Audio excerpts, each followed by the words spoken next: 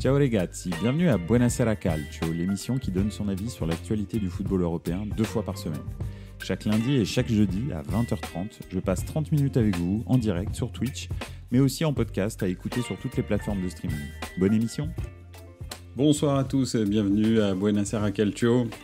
Encore 30 minutes de foot ce soir, on va parler de Mercato, on va parler de l'intersaison des grands clubs européens et on va voir un petit peu où est-ce qu'ils en sont en Ligue 1, en Bundesliga et en Espagne, comme vous pouvez le voir ici sur le programme. Donc voilà, on va s'atteler un petit peu à ça. Sur les réseaux sociaux, j'avais dit que Buonasera Calcio allait s'attarder un petit peu sur l'imbroglio Mbappé. On va commencer par ça. Et puis on va faire un petit point un petit peu sur qu'est-ce que Mbappé cherche, qu'est-ce que le Paris Saint-Germain a essayé de faire, et puis on va peut-être se projeter sur qu'est-ce qu'il aurait peut-être fallu faire, finalement. Bref. On va commencer, donc vous savez, hein, Mbappé, le recrutement du Paris Saint-Germain a commencé. Ils ont recruté quand même déjà pas mal de gens. Hein, Lucas Hernandez, Kang In Lee de Majorque, Lucas Hernandez donc du Bayern de Munich. Manuel Ugarte du Sporting et Marco Asensio essentiellement du Real. Après tout le reste, tous les transferts sont des retours de prêt. Il y a énormément de retours de prêt au Paris Saint-Germain. Vous allez avoir et des fois on les a oubliés très honnêtement, les Dagba. Alors il y a Milan Skriniar aussi, j'avais oublié, mais Milan Skriniar a été signé gratuitement en provenance de l'Inter. Il y a Colin Dagba qui va revenir de près de Strasbourg. Il y a qu'est-ce qu'il y a encore, Mauro Icardi, qui finalement va être transféré 10 millions d'euros en Turquie à Galatasaray. Il y a Ander Herrera qui va revenir de l'Athletic Bilbao. Keylor Navas qui va revenir de Nottingham Forest. Edouard Michu de Sunderland. Julian Draxler de Benfica. Jorginho Wijnaldum de Rome. Et enfin Abdou Diallo de Leipzig. Ça fait quand même un sacré effectif au Paris Saint-Germain. Et bien sûr, tout est suspendu aussi à l'affaire Kylian Mbappé. Alors, pour l'instant, le Paris Saint-Germain s'est très très bien renforcé en défense avec Lucas Hernandez et Milan Skriniar. Alors, il y a deux très grosses interrogations. C'est en l'occurrence... c'est que Milan Skriniar était blessé au dos et n'a pas joué depuis très très longtemps, et que Lucas Hernandez, la dernière fois qu'on l'a vu, il s'était fait les croisés, le pauvre, et depuis il n'a pas joué, et puis c'est quelqu'un qui n'est pas très fiable. Donc c'est vrai qu'ils ont deux très belles recrues sur le papier en défense, mais finalement on ne sait pas ce que ça va donner réellement. On se souvient de Ramos qui avait été recruté et la première année n'avait quasiment pas joué. Il avait joué toute la deuxième année en revanche, mais la première année, il était transparent. Écoutez, j'espère que Skriniar et Lucas Hernandez pourront être efficaces directement, parce que le Paris Saint-Germain en a bien besoin en défense. En défense centrale, il reste plus vraiment que Marquinhos et Kimpembe. Kimpembe qui lui aussi a subi une très très grosse très très grosse blessure. Donc si on prend la défense du Paris Saint-Germain, globalement, on a 3 défenseurs centraux pour lesquels on est un petit peu dans l'expectative. On ne sait pas exactement où est-ce que ça va aller. Un défenseur central qui est esquinté par les défaites. On ne peut pas considérer que Marquinhos est un mauvais défenseur central. En revanche, si vous êtes un tant soit peu, superstitieux, vous arrêtez de le mettre sur le terrain, parce qu'il est quand même de toutes les plus grandes défaites du Paris Saint-Germain, toutes les humiliations même du Paris Saint-Germain, il était là, Marquinhos. Il était caché par l'arbre. Thiago Silva, mais il était présent sur le terrain pour le 6-1, pour le Manchester City, le Manchester United, etc. Même Manchester City d'ailleurs, il était là aussi. Alors un petit tour dans les commentaires, Kevin 8.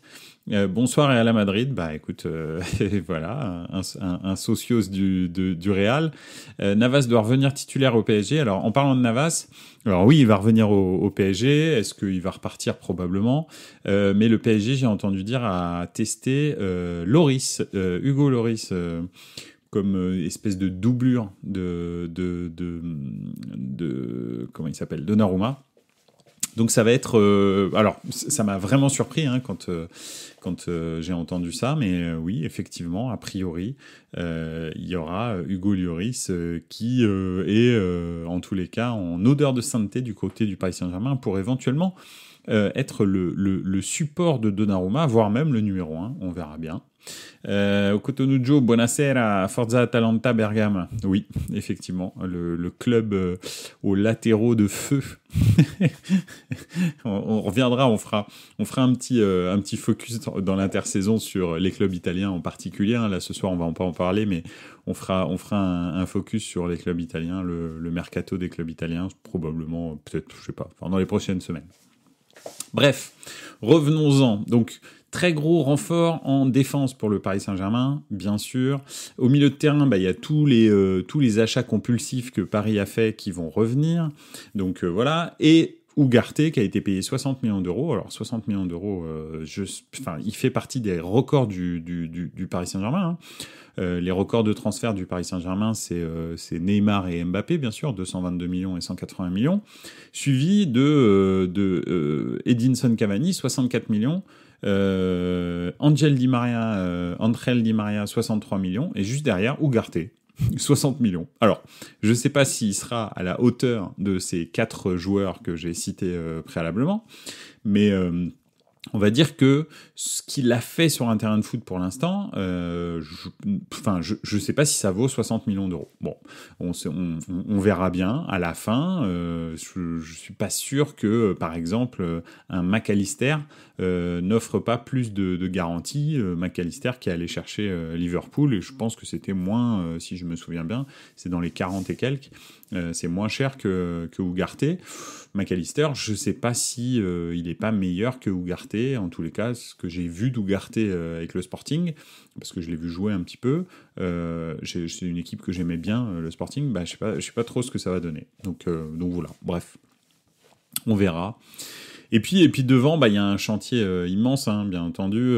Neymar revient, on ne sait pas trop dans quel état il est, et en l'occurrence, même s'il revient avec donc Mbappé et puis potentiellement un numéro 9, un vrai gros numéro 9, dont on dit que ça pourrait être Harry Kane ou Dusan Vlahovic. Donc c'est ça un petit peu les deux rumeurs insistantes du côté du Paris Saint-Germain. Alors Harry Kane a priori est plutôt orienté vers le Bayern Munich. Mais le Bayern ne veut pas franchir cette fameuse, on va en parler juste après, mais cette fameuse limite des 100 millions d'euros. Et puis Tottenham ne le lâchera jamais en dessous de 100 millions. Si Daniel Levy a dit c'est 100 millions, ils peuvent faire tout ce qu'ils veulent. S'ils ne payent pas 100 millions, il n'y aura pas de transfert. donc voilà. Donc je pense qu'on va voir un petit peu, je ne sais pas s'ils vont faire un montage financier le Bayern pour contourner ces 100 millions. Mais sinon, Dusan Vlahovic, un vrai numéro 9, fort de la tête, non pas trop d'ailleurs, mais très grand, un très gros point d'appui, plutôt bon des deux pieds, un vrai buteur de surface. Franchement, effectivement, je pense que ça peut être un bon complément pour Mbappé. Maintenant, dans cette espèce de 4-3-3, qu'est-ce qu'on fait de Neymar ? Ça, c'est une question, parce qu'on a vu que jouer avec deux milieux défensifs au Paris Saint-Germain, avec deux offensifs qui défendent quasi pas, probablement le numéro 9 non plus, et puis l'aile droite, alors heureusement, il parle sur l'aile droite de Bernardo Silva. Ce serait bien aussi David Silva, mais il joue plus. De Bernardo Silva. Bernardo Silva, effectivement, lui, c'est quelqu'un qui a énormément de volume. On l'a vu avec Manchester City. Et donc, c'est vrai que ça pourrait faire combler un petit peu les lacunes de la défense du Paris Saint-Germain. Mais moi, je trouve que dans cette... si on se dit que Bernardo Silva vient au Paris Saint-Germain, donc pour l'instant, c'est entre le Paris Saint-Germain et l'Arabie Saoudite, parce que l'Arabie Saoudite a sorti l'artillerie lourde pour Bernardo Silva avec un salaire à 50 millions d'euros par saison, je crois. Bref, donc imaginons qu'il y ait Bernardo Silva, Dusan Vlahovic, Mbappé devant, avec derrière Ugarte et puis, je sais pas, Vitinha, et puis un troisième qu'il ne serait pas Verratti, bien entendu, parce que bon, ça y est, je pense que ce sera plutôt Oliveira. Là, ça commence à ressembler à quelque chose. Mais Neymar sert plus à rien là-dedans. En vrai, Neymar, là-dedans, il peut pas jouer au milieu, il peut pas jouer en attaque parce que sur les côtés, il est pas bon. C'est pas un vrai numéro 9, loin de là, on en est très très loin, donc il peut pas jouer dans l'axe. Très honnêtement, Neymar, il emmerde tout le monde au Paris Saint-Germain à l'heure actuelle. Et c'est vrai que, on verra, mais ouais, Paris n'a plus besoin de Neymar, en fait. S'ils arrivent à transférer Bernardo Silva, et même, de toute façon, s'ils transfèrent pas Bernardo Silva, tu peux pas mettre Neymar à droite. Il a absolument pas le volume de jeu pour jouer à droite. Donc il a le volume de jeu pour jouer au milieu de terrain, style milieu de terrain offensif, avec deux très gros défenseurs derrière, mais c'est très compliqué de jouer à deux doubles pivots en 2023 avec aucun joueur qui vient combler. Et là, en l'occurrence, ce serait Neymar dans le cœur du jeu et Mbappé à gauche. Mbappé, il comble rien du tout. Neymar, il comble rien du tout.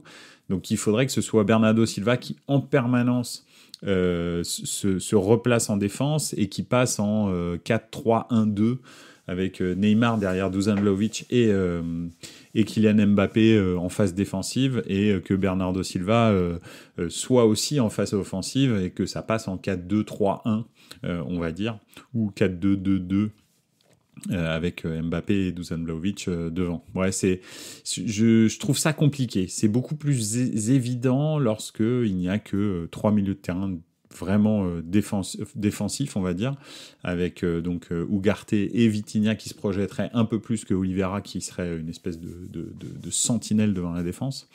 Ouais, donc voilà, faut voir un petit peu comment ça joue. Je suis désolé, mais Kane a meilleur temps de rester à Tottenham que d'aller à Paris.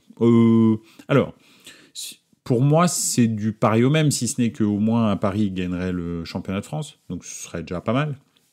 Voire même une coupe de France, une coupe, peut-être un trophée des champions, un truc comme ça, parce qu'il faut savoir que Harry Kane n'a rien gagné, même pas une Gambardella, même pas une coupe en chocolat, rien du tout, que dalle. Walou, même Payet a gagné plus que lui, c'est pour te dire. Payet a une coupe de la Réunion.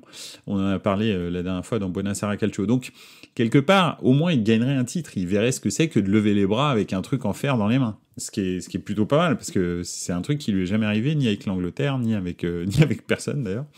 Donc voilà, ça c'est déjà le premier truc. Tottenham, c'est quand même le club de losers par excellence, très honnêtement. Donc bon, je sais pas, je peux pas te dire, je suis pas convaincu que rester à Tottenham soit mieux que d'aller au Paris Saint-Germain.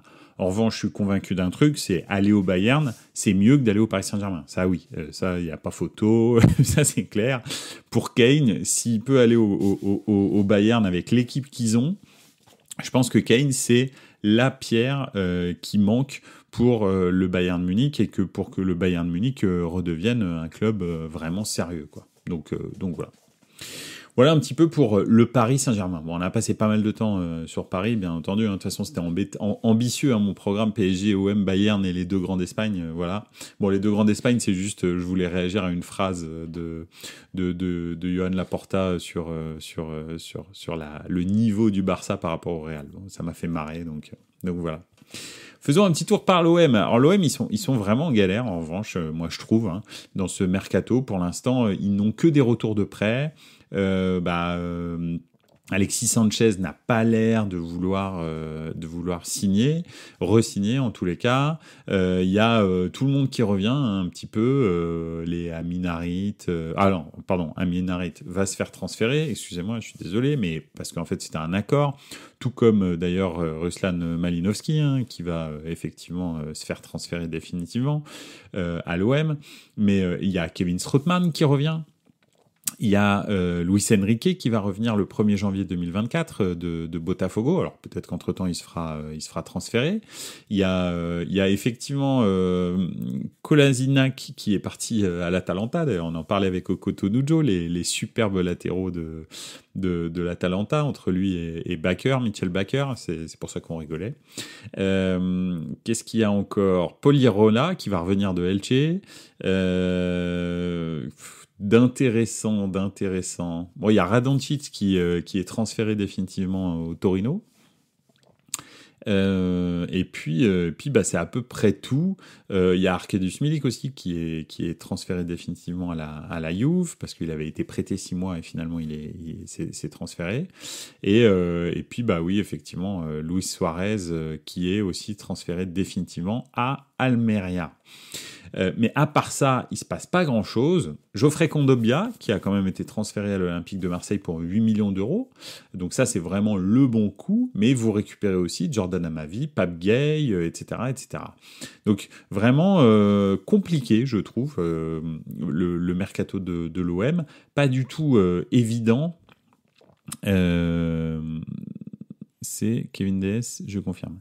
Pardon, je lisais les commentaires, mais en fait, voilà. Pas du tout évident, je trouve, ce mercato pour l'instant de l'OM, parce qu'ils ont eu un gros renfort, on va dire, en la personne de Kondogbia au milieu de terrain, donc ça, c'est plutôt pas mal. Mais depuis, bah, ils ont toujours pas leur meilleur joueur de l'année dernière, c'est-à-dire Alexis Sanchez qui veut re-signer.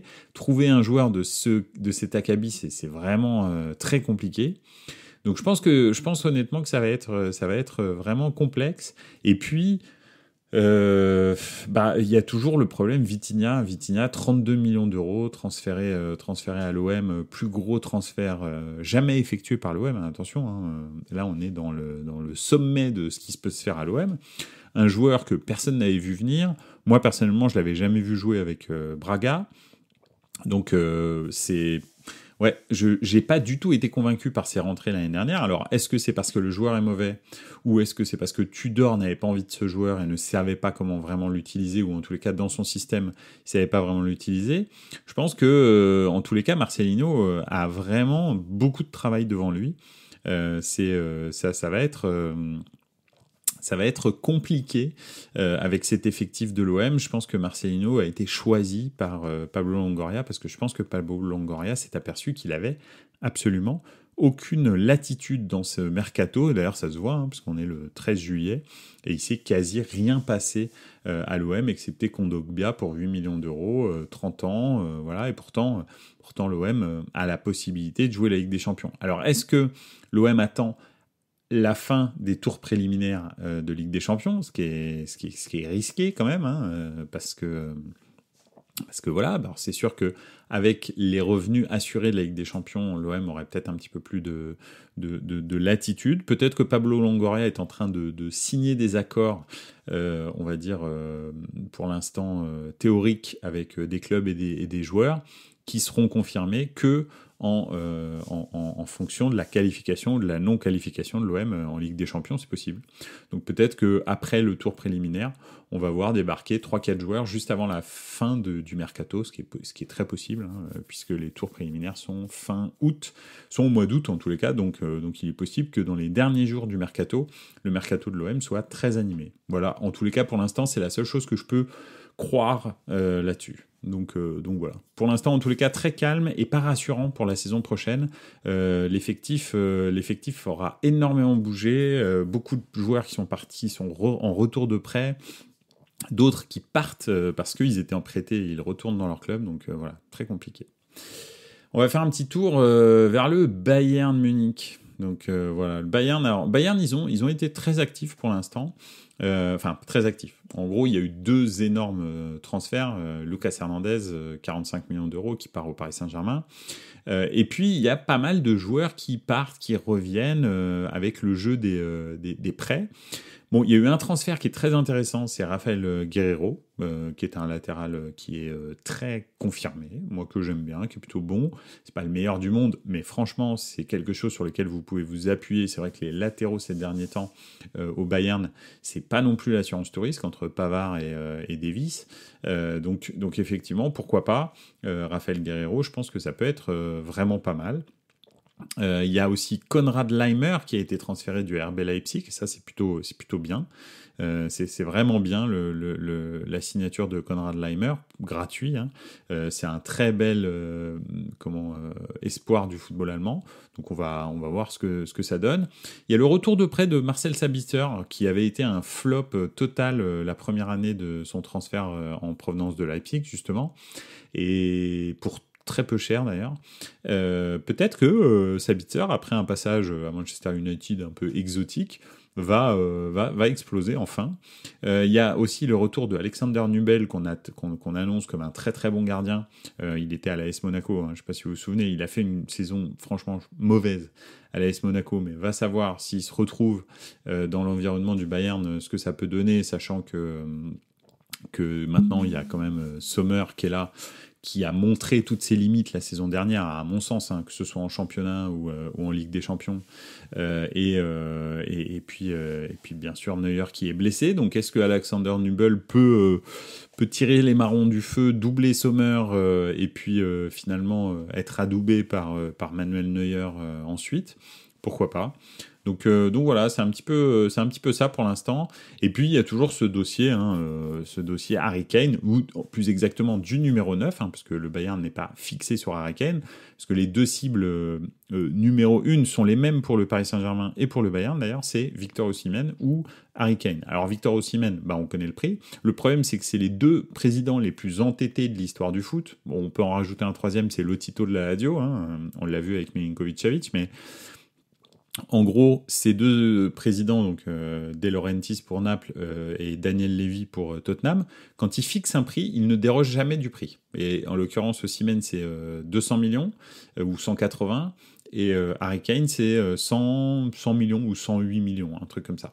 Et le Bayern, ils se retrouvent un petit peu bloqués. Ils ont de l'argent, mais leur président historique a dit qu'il ne franchirait jamais la barre symbolique des 100 millions d'euros de transfert. Donc, on va voir s'il déroge à cette règle ou pas. Et quant à Paris, 180 millions pour Osimhen, c'est trop. Mais c'est clair que Osimhen, dans l'équipe du Paris Saint-Germain, avec Bernardo Silva et Mbappé, ça ferait très, très, très, très, très, très peur. Donc, voilà. Mais bon, la Juve est en souffrance et Dusan Vlahovic, je pense que c'est plus accessible. Maintenant, c'est moins bon que Osimhen, mais c'est quand même pas mal, et surtout, ça offre un vrai point d'appui physique à Mbappé pour pouvoir s'exprimer. Donc voilà, ça va le changer d'Ekitike. donc, ou de Icardi, ou de tous les tocards qui sont passés par le Paris Saint-Germain en numéro 9 ces dernières années. Donc voilà, le Bayern en est là. En gros, il leur manque vraiment, c'est vraiment ce qui est important, il leur manque un latéral droit, vraiment. Il leur manque un remplaçant, je trouve, au milieu de terrain, mais c'est peut-être Marcel Sabitzer, va savoir. Et puis, il leur manque un numéro 9, très clairement. Ils ont bien des petits ailiers feu follet, mais ils sont pas méchants, ces petits ailiers feu follet. C'est des petits ailiers qui courent dans la pampa. Il leur faut un numéro 9 méchant, donc comme Harry Kane, comme Victor Osimhen. Voilà, on va voir si le Bayern va mettre tout ce qu'il faut pour le faire ou pas. On verra bien. D'ailleurs, le Bayern Munich voudrait Kyle Walker pour son aile droite. Donc ça ferait une aile droite Kyle Walker, une aile gauche Guerrero, peut-être Davis un petit peu plus haut, en remplaçant tout simplement de Guerrero. Et puis après, en défense centrale, c'est vrai que c'est pas génial non plus, mais bon, en plus ils ont perdu Lucas Hernandez. J'avoue que c'est vrai que je pense qu'en défense centrale, il faudrait peut-être un petit renfort, à moins qu'ils se disent que s'ils recrutent un latéral droit, Pavard glisse dans l'axe, et auquel cas, il devient titulaire côté droit. Donc ça, c'est de l'axe. Donc ça, c'est possible. Voilà. Le Bayern, dans tous les cas, on en est là. Et puis on verra bien ce que Thomas Tuchel va faire de cet effectif. Donc voilà. Voilà un petit peu pour le Bayern. On va terminer gentiment avec les grands d'Espagne. Madrid va recruter qui ? Madrid va recruter qui comme numéro 9 ? Madrid est dans l'imbroglio Mbappé. C'est vrai qu'on n'en a pas parlé finalement, et c'est pour ça que j'attendais les grands d'Espagne. Pour ça, Madrid attend Mbappé, mais en même temps Mbappé n'est pas un numéro 9, donc Kylian Mbappé avait signé un contrat jusqu'en 2025 avec deux années, c'est-à-dire jusqu'en 2024 assurées, et une troisième qui pouvait lui-même annuler ou pas, celle de 2024-2025. Et c'est une année qu'il a annulée peut-être quelques jours après la signature de son contrat en 2022. Donc, très bizarre. Il a là cette année, s'il reste, une prime de fidélité au Paris Saint-Germain qui ferait monter son salaire à 150 millions d'euros. C'est-à-dire 80 millions d'euros fixes qu'il a signé et 70 millions d'euros de primes diverses et variées, dont cette fameuse prime de fidélité. Donc Mbappé, il a braqué personne pour signer ce contrat. Lui, il suit son contrat, il fait les 2 années qui sont obligatoires. La 3e année, il a dit dès le début qu'il voulait pas la faire. Et puis, pour lui, il fait ces 2 années. Et à la fin de l'année, il est libre de négocier avec n'importe qui. Que ce soit le Paris Saint-Germain ou que ce soit quelqu'un d'autre. Ça ne veut pas dire qu'il partira du Paris Saint-Germain, ça veut juste dire qu'il renégociera son contrat, en fonction probablement des performances du Paris Saint-Germain dans l'année 2023-2024. Je pense que c'est ça le plan de Mbappé, et je pense que si j'étais à la place de Mbappé, c'est à peu près ce que je ferais. Le Real, de l'autre côté, se dit on a besoin d'un neuf, et c'est vrai que pour le rayonnement du Real, ce serait bien de transférer Kylian Mbappé, mais bon, ils ont déjà transféré un très gros transfert, en l'occurrence Jude Bellingham, en provenance de Dortmund, qui vient renforcer le milieu de terrain. Donc en l'occurrence, ils ont recruté aussi un numéro 9, qui est Joselu, qui est le meilleur buteur espagnol du championnat d'Espagne. Je dis bien donc le meilleur buteur espagnol du championnat d'Espagne. Donc, ils ont déjà un numéro 9. Donc c'est pas pressé. Ils étaient aussi sur Kane, mais Kane, ça coûte énormément d'argent, beaucoup de salaire. Il a 29 ans, donc c'est pas forcément ce que cherche le Real. Ils cherchent peut-être pourquoi pas un Dusan Vlahovic, mais s'ils recrutent Dusan Vlahovic avec Vinicius, Rodrigo, etc., qu'est-ce que tu fais de Kylian Mbappé l'année prochaine s'il est libre? Donc le Real est un petit peu entre deux eaux, et je pense très sincèrement que le Real va faire la saison 2023-2024 avec Joselu, Arda Güler, Rodrigo à droite, Vinicius à gauche, et au milieu de terrain, leur nouvelle armada, c'est-à-dire les tauliers Kroos, Modric qui joueront ce qu'ils joueront, on verra bien. Et puis, derrière, les superstars en devenir, les Valverde, Jude Bellingham, Tchouaméni, Camavinga. Ce qui fait quand même que ça te fait un milieu de terrain à 6 joueurs de rotation, qui sont quand même, c'est quand même c'est vraiment bien. 6 joueurs de rotation avec 4 joueurs vraiment neufs, on va dire, qui sont en pleine force de l'âge, et 2 tauliers qui peuvent venir encadrer à chaque fois 2 jeunes dans le milieu de terrain. Donc le Real, je pense que le point fort l'année prochaine, ça va vraiment être le milieu de terrain. Bien sûr l'attaque, mais peut-être pas, parce qu'avec le numéro 9, on verra comment Joselu arrive à se mettre au niveau de Rodrigo et de Vinicius Junior. Mais c'est très possible, parce que Joselu, c'est un bon numéro 9. Hein. Donc s'il est bien servi par Vini et Rodrigo, ça peut vraiment le faire. Voire Arda Güler, qui va être là un petit peu en super sub. Donc c'est pas mal. Après en défense, on sait qu'en défense centrale, ils sont vraiment très bien lotis, avec les 3 défenseurs centraux qu'ils ont, qui sont vraiment très bons. Au goal, on n'en parle pas, c'est probablement le meilleur goal du monde à l'heure actuelle. Le problème, c'est quand même les 2 latéraux. En gros, au Real, à l'heure actuelle, les gros problèmes sont les 2 latéraux, à droite et à gauche. Mendy, je sais même pas s'il joue encore au foot. C'est Camavinga qui couvre l'aile gauche, mais c'est vraiment pas son rôle. À droite, c'est pareil, Carvajal, il a 108 000 ans, c'est horrible. Il paraît que Ceballos, en plus, qui peut de temps en temps être latéral, s'est blessé, probablement pour 2 ou 3 mois, là, à l'entraînement aujourd'hui ou hier. Donc effectivement, les gros soucis, c'est le 9 et les 2 latéraux au Real. Il faudrait vraiment qu'ils investissent là-dedans. Le problème, c'est que des latéraux, il n'y en a quasi pas. C'est très compliqué d'en trouver. Quand il y en a un qui est bon, tout de suite, les prix s'envolent. On prend, je sais pas, Théo Hernandez ou des latéraux comme ça. C'est vraiment très compliqué. Et c'est vrai que, par exemple, quand tu vois un latéral du style Joao Cancelo qui est en souffrance à Manchester City, qui se fait prêter à gauche à droite, là en l'occurrence c'était au Bayern, je me dis qu'au Real, il ferait pas tâche. Joao Cancelo, si tu lui donnes vraiment un cadre assez précis. Donc voilà, ça pourrait être pas mal. Voilà. Après, de l'autre côté, je vais juste parler de cette phrase de Laporta concernant l'effectif du Barça, qui, maintenant qu'il a recruté Gundogan, pense être supérieur en qualité à celui du Real. Bon, le Real l'année dernière s'est troué en championnat, ça c'est vrai. Maintenant, le Real l'année dernière avait plus de difficultés au milieu de terrain qu'ils vont l'avoir cette année.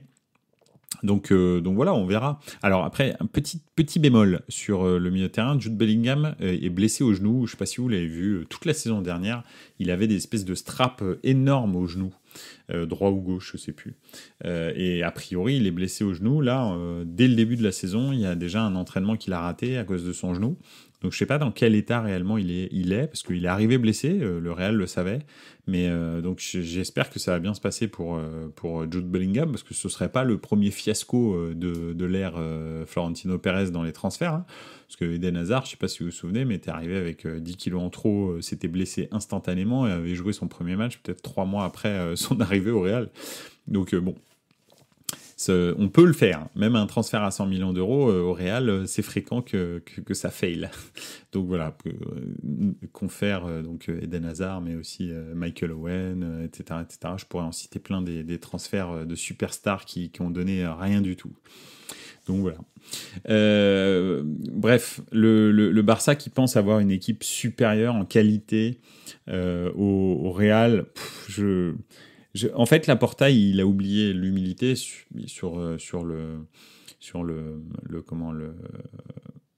dans le foot. Et en fait, il vit de rêve là, à l'heure actuelle. Ok, il a recruté Gundogan, je sais pas comment est-ce qu'il a réussi à le convaincre, et je sais même pas où est-ce qu'il a trouvé l'argent. Mais bon, voilà, c'est la magie du football, c'est la magie du Barça. Et en l'occurrence, oui, bien sûr, si tu prends Lewandowski, bah oui, intrinsèquement, il est meilleur que le numéro 9 du Real, qui est Joselu. Si tu prends en revanche Vinicius, bon bah c'est le meilleur joueur du monde à l'heure actuelle, probablement avec Kylian Mbappé, donc non, il n'y a pas meilleur. Rodrigo, à droite, est-ce que Dembélé est meilleur que Rodrigo ? J'ai pas d'idée, mais une chose est sûre, c'est que Rodrigo est plus décisif que Dembélé devant le but. Après, oui, Rodrigo est peut-être moins bon dans les passes décisives et les différences qu'il fait en 1 contre 1, mais voilà, effectivement. Au milieu du terrain, ça va être vraiment très compliqué de me prouver que Pedri, Gavi, Gundogan, c'est vraiment meilleur que Modric, Kroos, je sais pas, Bellingham, par exemple. Non, je pense pas. Je pense pas que ce soit meilleur. Je pense qu'effectivement, il y a match. Pedri et Gavi, il faudrait vraiment qu'ils ont un super potentiel, mais il faut vraiment qu'ils haussent le niveau. On les a vus dans les matchs de Ligue des Champions, dans les matchs même d'Europa League. Les gars sont pas là, en fait. Ils ont pas encore ce niveau-là dans la tête. En face, vous avez des machines. Quand c'est un match décisif, ce sont des machines. Modric, Kroos, Valverde, etc. Donc voilà. Donc effectivement, je pense que pour l'instant, le milieu de terrain du Real est nettement supérieur. En défense centrale, oui, effectivement, il y a le défenseur uruguayen qui est très très fort. Mais de l'autre côté, les Militao, Alaba, etc., ça n'a rien à envier aux défenseurs centraux du Barça. Après, c'est vrai que le petit Baldé, en latéral, bah, il enrhume les deux latéraux du Real. Ça, il y a pas photo. En goal, Ter Stegen ou Courtois, moi je préfère Courtois, personnellement. Je le trouve plus fort, plus décisif, meilleur dans les airs, etc. Donc finalement, si je prends toute l'équipe, excepté les latéraux, on va dire, bon, bah, le Barça a peut-être un meilleur numéro 9 et un meilleur latéral. Juste un, pas les deux. Juste un seul. Donc, ok, c'est vrai. Ça, je suis d'accord. Après, tout le reste, bah, le Real est soit équivalent, soit supérieur au Barça. Donc, Johan Laporta, bah, il raconte des belles histoires pour se faire réélire, parce que bah, c'est un président qui se fait élire, hein, qui est soumis au vote de ses socios.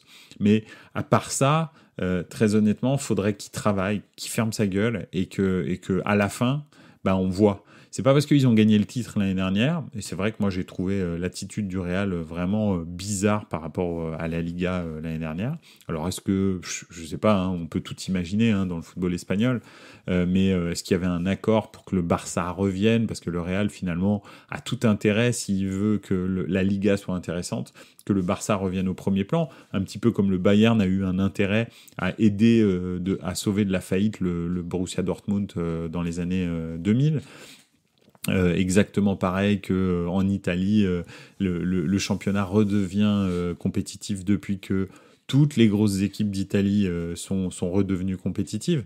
Donc c'est un petit peu ça. Peut-être que finalement le Real et le Barça, dans leur espèce de quête commune de redorer leur blason et de redevenir la première Liga du monde, se disent, si je laisse tomber le Barça, en fait, si je leur donne rien au Barça, il y a un moment donné, effectivement, la Liga sera plus du tout intéressante. Donc ça peut être ça, peut-être.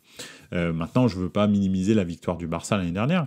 Je dis juste que l'attitude du Real par rapport à la Liga était vraiment bizarre. On a l'impression que c'était perdu dès le début. Ils ne jouaient pas. Je sais pas, c'était bizarre. Tout était mis 100% sur la Ligue des Champions. Bon, avec la réussite qu'on a vue en demi-finale, mais ils sont quand même allés en demi-finale. Donc voilà. Bref, voilà un petit peu le tour du mercato, en tous les cas en Ligue 1, des grands clubs, hein, bien sûr, du PSG, de l'OM, du Bayern, et puis des deux grands d'Espagne. Donc effectivement, j'espère que ça vous a plu. C'est un point au 13 juillet. Hein, vous savez que le mercato, c'est encore long. Il reste 1 mois et demi de mercato. Tout est possible. Tous ces clubs-là ont encore de très très gros objectifs. Donc le numéro 9 du Real, le numéro 9 du Paris Saint-Germain, le numéro 9 du Bayern, etc. Donc effectivement, les latéraux aussi. Enfin, non, quoi que les latéraux du Real, ça c'est sûr, mais j'allais dire les latéraux du PSG, mais les latéraux du PSG, ça va mieux. L'OM, c'est simple, c'est tout le mercato qu'il faudrait qu'il commence, hein, excepté Kondogbia, tout est au point mort. Donc voilà, il va se passer plein de choses. Alors bien sûr, la semaine prochaine, probablement, on fera un petit tour en Italie, hein, pour parler des latéraux de l'Atalanta, par exemple, et de la moisson de transfert de joueurs de l'AC Milan, de l'arrivée de Pulisic, par exemple, de potentiellement Reinheider, qui devrait se faire là dans la fin de semaine, ou en début de semaine prochaine. Donc voilà, on a encore pas mal de choses à parler. On va parler aussi du Borussia Dortmund probablement, et puis peut-être de Lyon, probablement de Lens qui est en grosse négociation avec Leipzig pour Openda, etc. Donc il y a plein de sujets. Voilà, écoutez, je vous souhaite une excellente soirée. Merci encore une fois d'avoir été là. Merci de m'avoir écouté. Et puis n'oubliez pas, hein, vous pouvez me suivre sur les réseaux sociaux de Buonasera Calcio, sur Twitter et sur Instagram. Et puis vous abonner bien sûr à la chaîne Twitch. Et puis nous suivre en podcast sur Apple Podcast et toutes les autres plateformes de streaming. En attendant, merci encore et n'oubliez pas, ciao ragazzi, ciao.